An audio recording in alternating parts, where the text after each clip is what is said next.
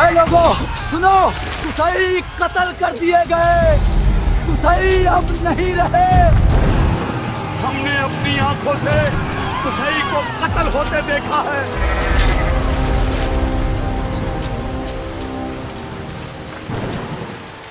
उठो जैद, काबा तुम्हारा इंतजार कर रहा है।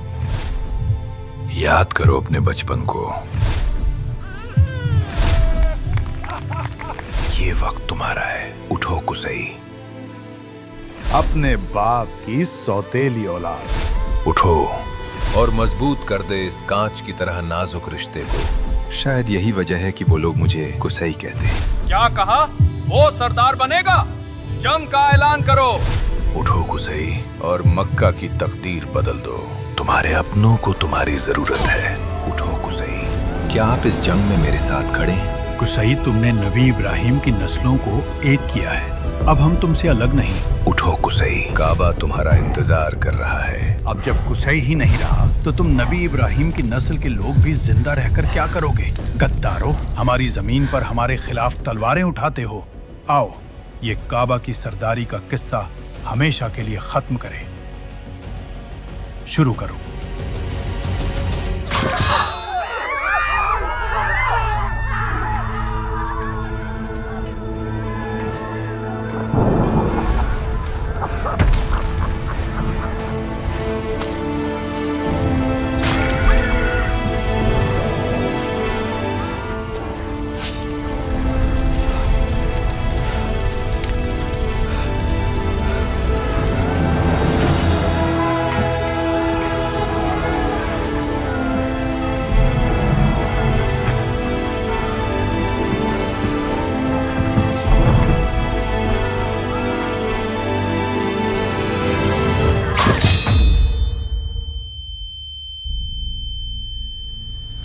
वो रात थी जिसने मक्का की तकदीर बदल दी। बनु कुज़ा, जो सदियों से काबा के वारिस बने बैठे थे, आज एक अजनबी के सामने झुक चुके थे। वो अजनबी जिसने अपनी पूरी जिंदगी सिर्फ एक सपना देखा था, काबा की सरदारी का सपना। आज शाम सीरिया की धरती से आया वो नौजवान जैद बिन किलाब मक्का का नया सरदार बन चुका था। इब्राहिम की कौम जिंदाबाद। कुसई जिंदाबाद। हमारा भाई कुसई सलामत रहे। जिंदाबाद।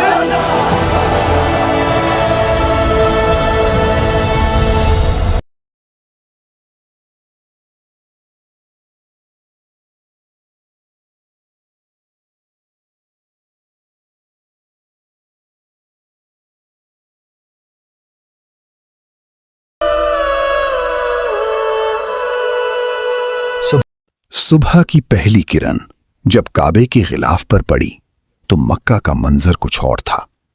कुसाई इब्ने किलाब के सर पर सरदारी की पगड़ी बांधी जा रही थी। हर चेहरे पर मुस्कुराहट थी, हर आंख उन्हें उम्मीद से देख रही थी। पर बाहर के इस जश्न के बीच कुसाई के सीने में एक अलग ही तूफान करवट ले रहा था। वो जानते थे कि मक्का का हाल बुरा है और इसी बिखरी हुई हालत को सुधारना उनका सबसे बड़ा इम्तिहान है। हमारे सरदार हुए।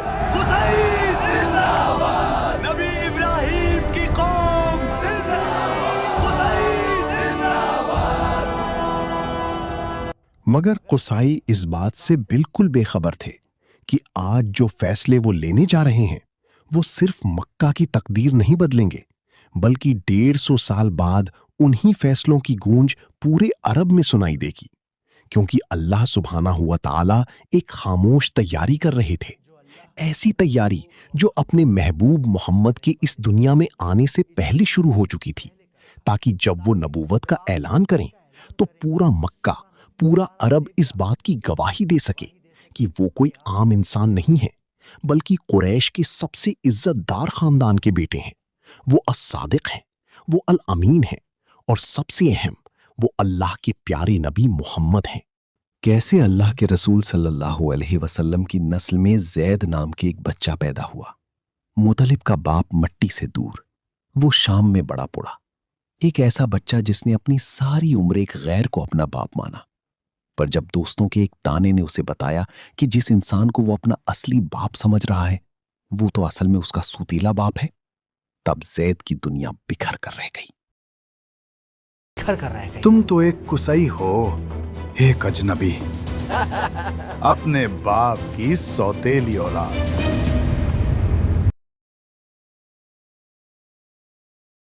और उस दिन जैद ने फैसला किया कि वो मक्का वापस लौटेगा और सरदारी को हासिल करेगा जो सदियों पहले उसके खानदान के हाथों से निकल चुकी थी।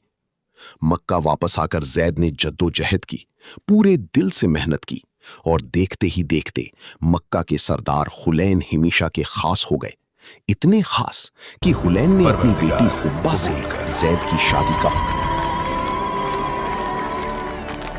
फिर कुछ दिनों बाद सरदार के बेटों और जैद के दरमियान ऐसी जंग हुई जिसने तारीख का रुख बदल कर रख दिया।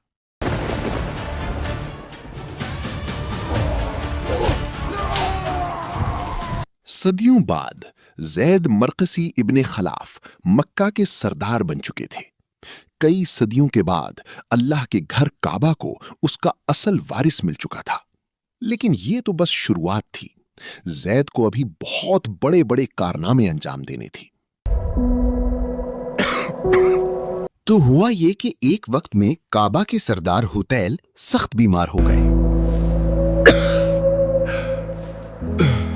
तब उन्होंने काबा की चाबियां अबू गफशान नाम के शख्स के हवाले कर दिए। आप जल्द ठीक हो जाएंगे। अब गफशान की बहुत बड़ी कमजोरी शराब थी। अब गफशान के दिन शराब से शुरू होते और अब गफशान की रातें शराब पर खत्म होती।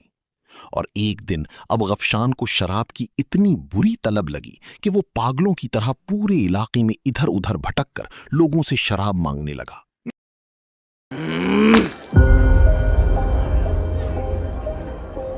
मेरे भाई असद, अगर तुम मुझे एक प्याला शराब दे दो तो कल सुबह तुम्हें सरदार बना दूंगा। कैसी फजूल बकवास कर रहे हो? होश के नाखून लो अबू गफशान। अरे सुनो तो। और तभी उसकी मुलाकात कुसई से हुई। कुसई एक इंतहाई होशियार और समझदार लीडर थे।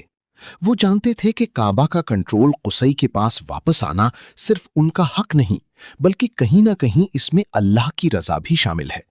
और इसीलिए अबू गफशान की इस बुरी हालत को देखकर कुसई ने एक मास्टर स्ट्रोक किया। अबू गफशान, किसी भी चीज की लत इंसान को बर्बाद कर देती है। इंसान का वजूद उसके होश में है, इसीलिए मैं ऐसी आदतों से दूर रहता हूँ और तुम्हें भी इन चीजों से दूर रहना चाहिए। मैं यहाँ तुम्हारा फलसफा सुनने नहीं आया। अगर तुम्हारे पास शराब है तो तुम्हें अल्लाह का वास्ता मुझे शराब दे दो, मेरी जान निकल रही है। शराब की ये पूरी मश्क आज तुम्हारी है। सच में? हाँ बिल्कुल, लेकिन इसके बदले मुझे वो चाहिए जो इस वक्त तुम्हारी जेब में है। क्या है मेरी जेब? वही जिसके तुम काबिल नहीं, काबा की चाबियां। बस इतनी सी बात? हाँ, ये लो काबा की चाबियां। और इस तरह बगैर एक लम्हे सोचे नशे की आग में आविश हो चुके अबू बख्शान ने अल्लाह के घर की चाबियां निकालकर हुसैन के हाथ में रख दी और कुछ इस तरह बगैर एक तीर चलाए, बगैर तलवार उठाए हुसैन इब्ने क़िलाब मक्का के सरदार बन गए।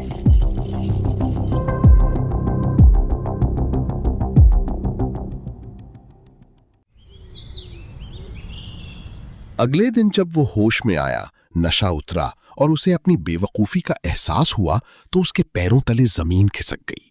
उसने अपने कबीले की इज्जत और काबा के कंट्रोल को सिर्फ एक रात के नशे के लिए बेच दिया था। बनु खुज़ा ने बाद में लड़ने की बहुत कोशिश की, मगर तब तक बहुत देर हो चुकी थी। कुसई और कुरैश ने काबा पर अपना कंट्रोल जमा लिया। अबू गफशान! गफशान! कुसई जिंदाबाद! अबू गफशान के ये फूल इतने बड़े थे कि आज 2026 में यानी 2026 में अरेबियन कल्चर में एक कहावत मशहूर है, शफकतु अबू गफशान, यानी तुमने तो अबू गफशान से भी ज्यादा घाटे का सौदा किया। So that people will give you advice, you're sillier than Abu Ghabshan because Abu Ghabshan has a story. उसके बाद कुसई ने कुरैश को अपने साथ लिया और एक जंग हुई और उसी जंग ने फैसला कर दिया कि अब मक्का की सरदारी सिर्फ कुसई के हाथों में रहेगी। king of तलवारें सल्तनतें बना सकती हैं, लेकिन कौमें और रियासतें दिमाग से बनती हैं, और वो दिमाग कुसई इब्ने खिलाब के पास था। इसीलिए मक्का की सरदारी हासिल करते ही कुसई ने सबसे पहले तकरार का काम किया, यानी बिखरे हुए लोगों को जमा करके मुनज्जम करना। उन्होंने अपने बिखरे हुए कबीले कुरैश को मक्का के अंदर और बाहर बहुत तरीके से आबाद किया। जो खानदान ज्यादा ताकतवर और सरदार थे, उन्हें काबा के बिल्कुल करीब बसाया गया, जिन्हें अंदरूनी कुरैश कहा जाता था, और बाकी कबाइल को मक्का की बैरूनी सरहदों पर आबाद किया गया, ताकि बाहर से आने वाले किसी भी हमले के खिलाफ शहर की एक मजबूत दिफाई लाइन बन सके। कुसई को शाम का यानी सीरिया का एक जबरदस्त तजर्बा था।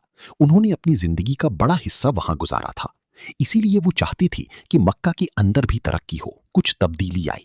वो सिर्फ मक्का को रीत और खैमों वाली जगह के तौर पर नहीं देखना चाहती थी। कुसई चाहती थी कि काबा के बिल्कुल सामने एक ऐसी जगह बनी जहां कबाइल के तमाम अहम फैसले लिए जा सकें। ये लोग जो खैमों में अपनी जिंदगी गुजार रहे हैं, उनके लिए पक्के मकानात हों। ये बिखरे हुए लोग एक मुनज्जम शहर की तरह रहें। और अपनी इसी सोच के तहत कुसई ने यह फैसला किया कि काबा के बिल्कुल सामने एक ऐसी इमारत बनवाई जाए जहां मक्का के सरदार और कुरैश के कबाइल बैठकर अहम फैसले करें। यह सिर्फ एक इमारत का मंसूबा नहीं था, बल्कि मक्का के अंदर पहली पार्लियामेंट बनाने की एक कोशिश थी। लेकिन अरब में पक्के मकानात और इमारतें बनवाना कोई बच्चों का खेल नहीं था। वो लोग जिन्होंने सारी जिंदगी तलवारें चलाई थीं, खैमों में अपनी जिंदगी गुजारी थी हैं। लेकिन कुसई अपने इरादे के पक्के थे। उनकी क़यादत ने उन तमाम बदबुओं को एक जगह जमा कर दिया। जो हाथ कल तक सिर्फ तलवारें चलाती थे, वही हाथ आज नरम मट्टी गूंध रहे थे। जो लोग कल तक छोटे छोटे कबाइल के गुरूर में बटे हुए थे, आज वो कंधे से कंधा मिलाकर पानी की बाल्टियां उठा रही थी। दिन शामों में ढल गए, शामी रातों में बदल गईं। खुश्क मट्टी गीला गारा बन गई, और वो गारा छोटी छोटी ईंटों में तब्दील होने लगा।